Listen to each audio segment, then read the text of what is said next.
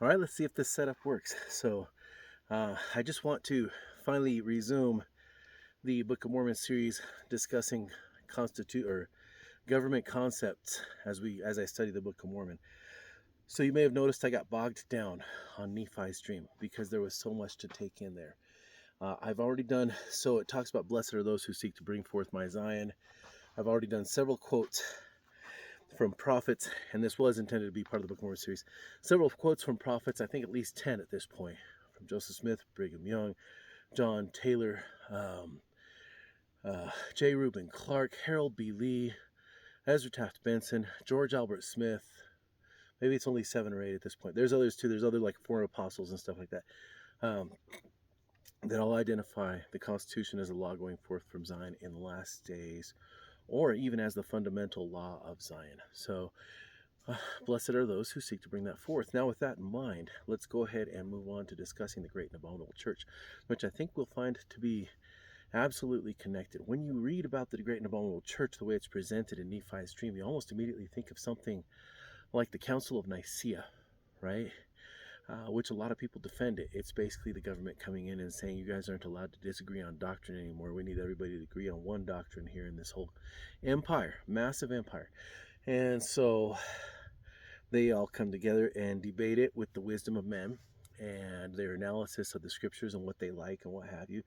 They come up with their set of creeds, and then they tell you if you're preaching the other creeds that are actually closer to our doctrine, the other beliefs, that you are cast out and forbidden to do such.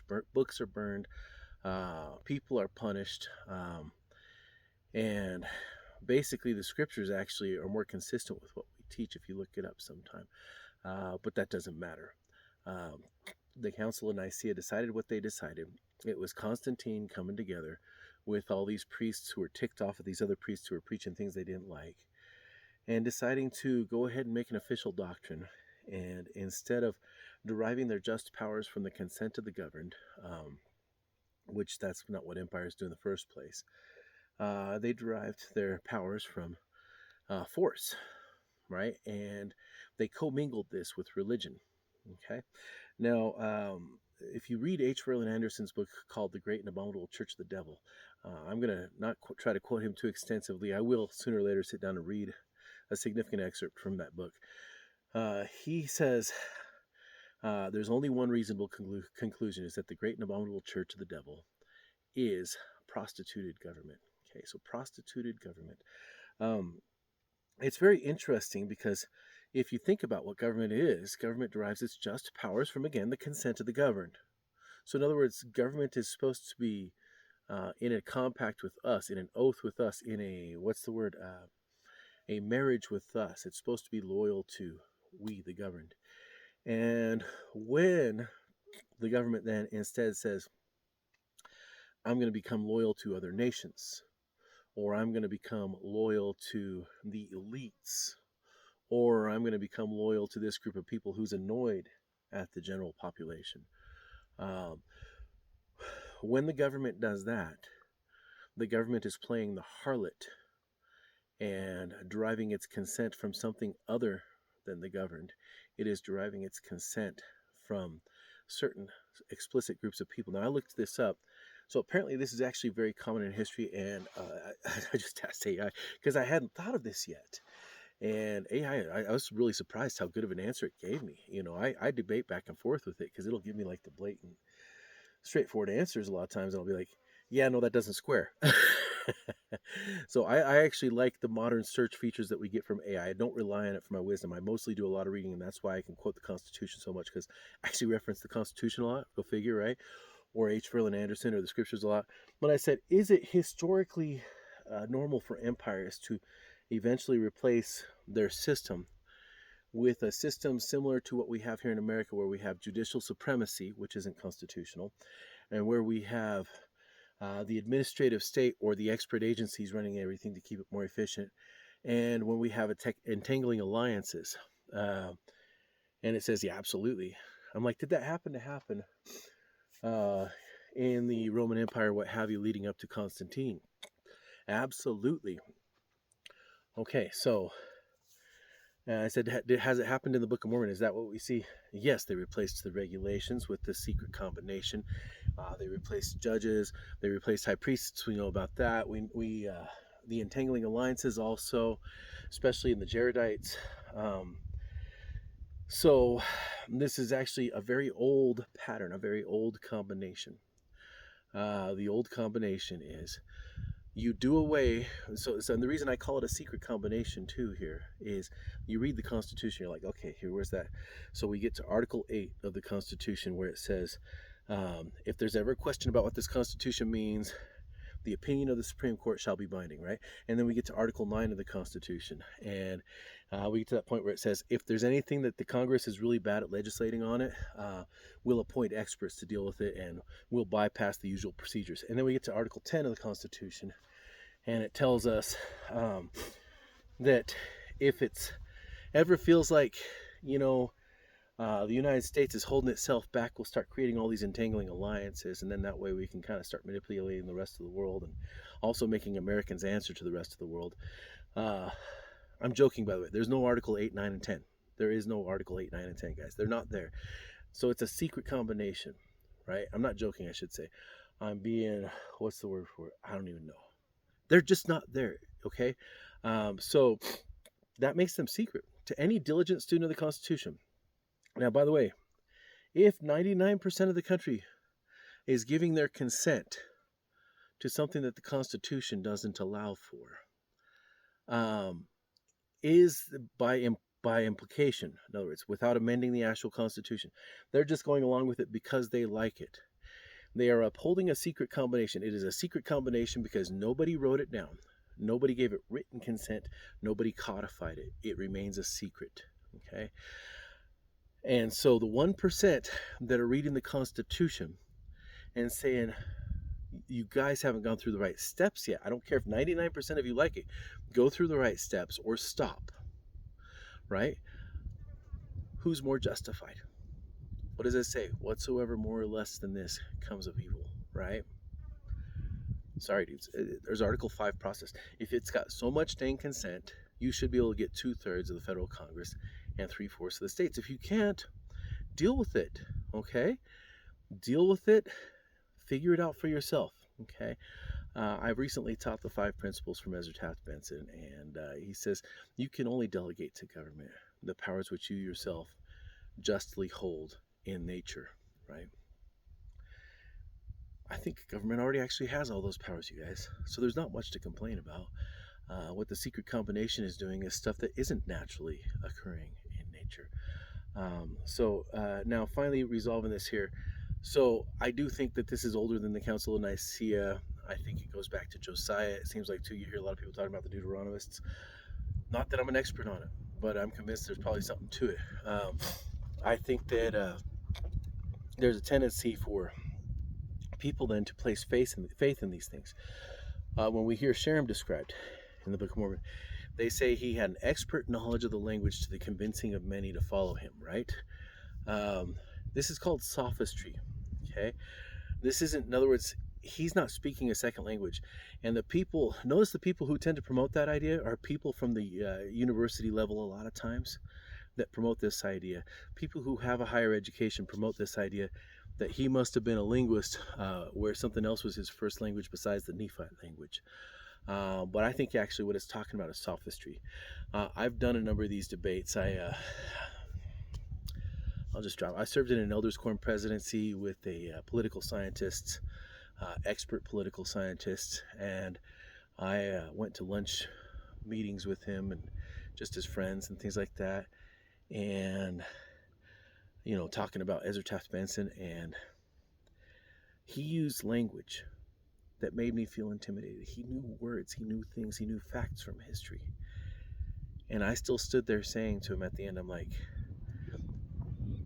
I know I'm not as smart as you are, but you've got a public sector bias, and it's obvious, and I've got a bias for President Benson and what he said.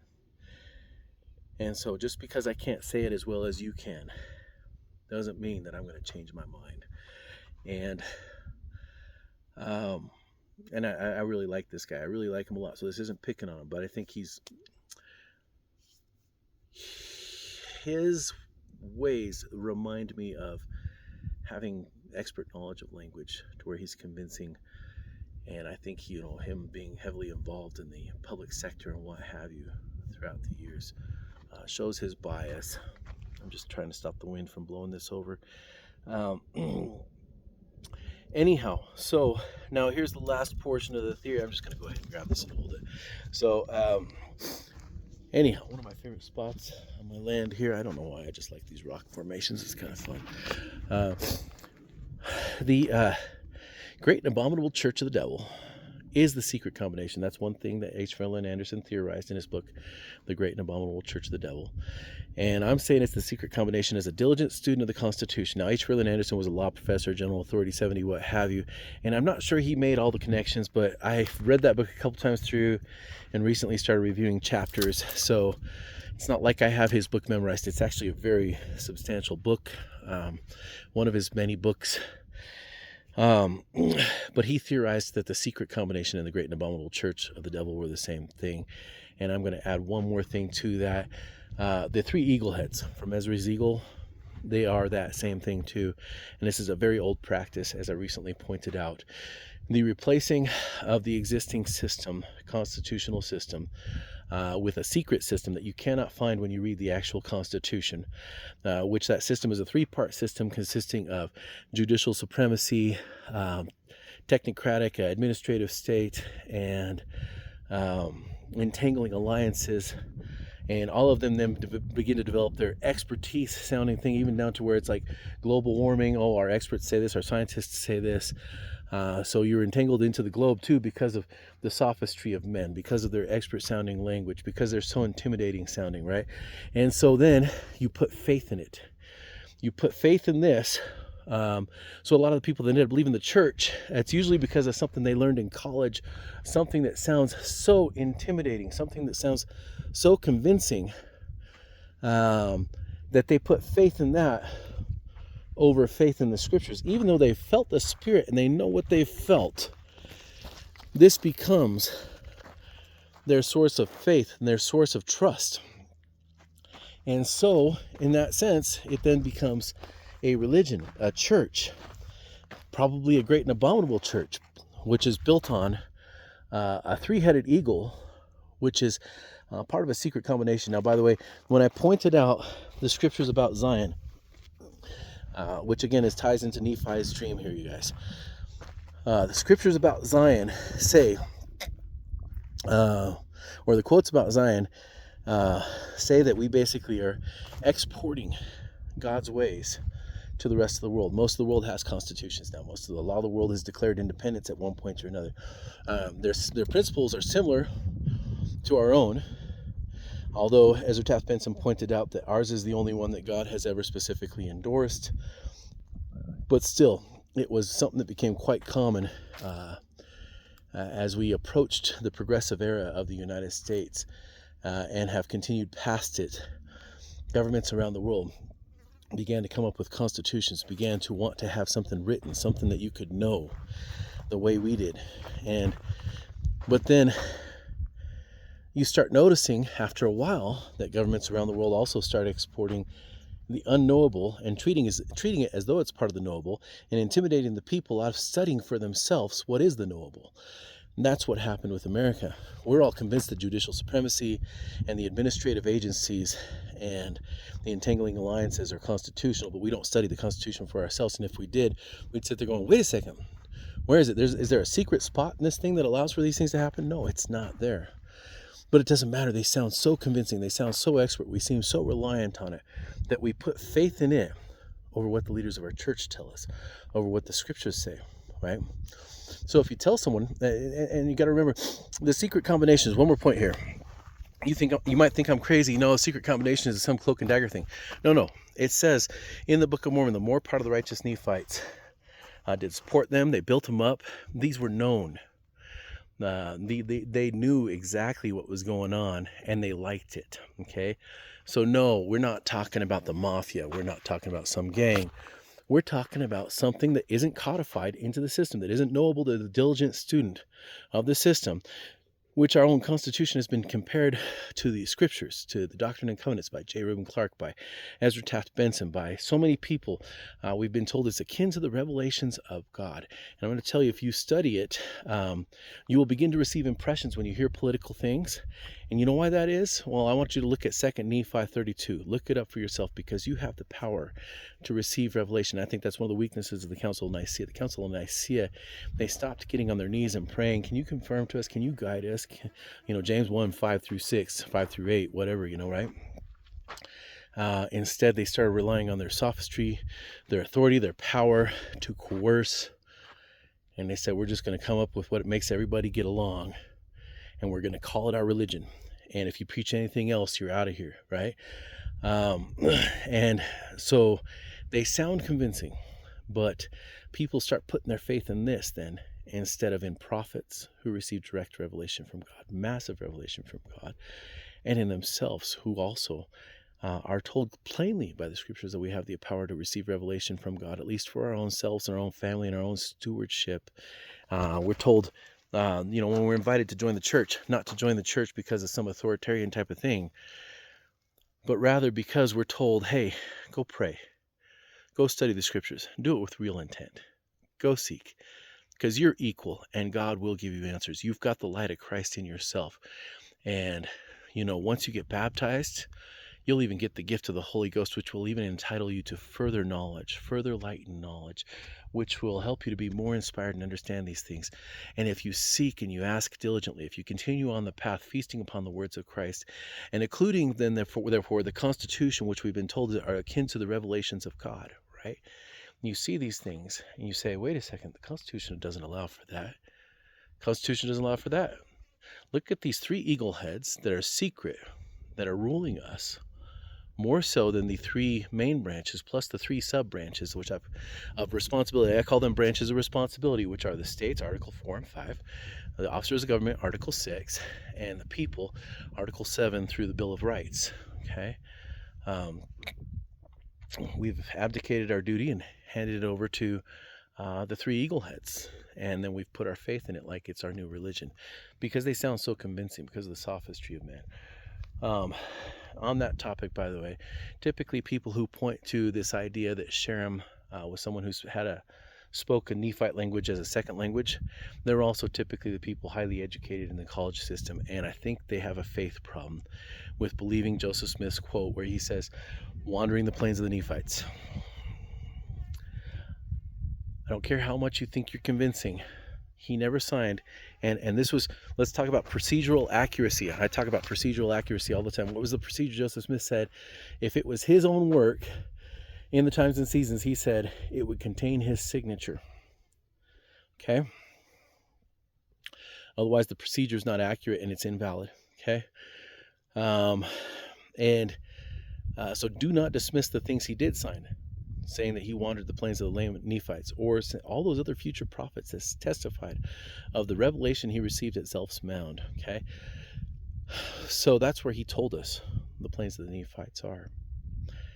And no, we're not dealing with some foreign language speaking group when we're talking about Sherem. We are talking about just people who are able to be so convincing that they start taking away the faith of people who should have faith. So again, we should be on our knees on a daily basis, reading the Scriptures on a daily basis. Look at 2 Nephi 31. Don't forget the path. Stay on the path, right? Don't forget the ordinances. Don't forget the Scriptures. Don't forget everything, right? So that's it. Again, I am saying the secret combination is the 3 eagle heads that were created in an unconstitutional manner, and that's why you can't find them in the Constitution. That's why they're secret, and people have placed so much faith in them because they sound so convincing, because of their sophistry, that they are often the means of destroying our faith in what the prophets have guided us to do instead.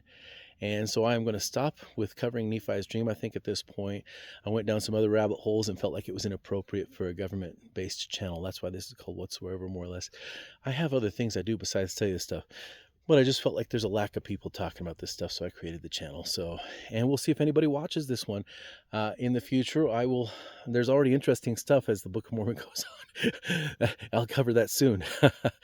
You guys have a great day. See ya.